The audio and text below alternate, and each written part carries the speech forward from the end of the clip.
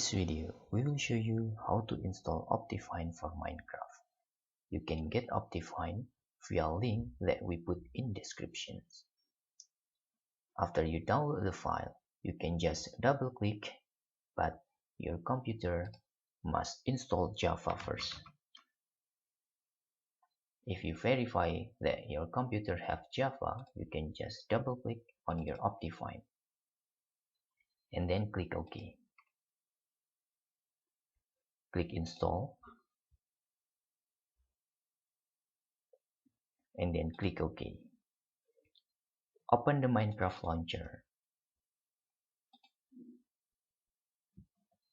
You can click add profile in here and give your name profile. For example, nosware.com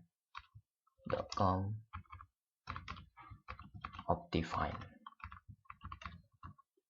Then you can select this and scroll down. You will find your OptiFine here and you can click save.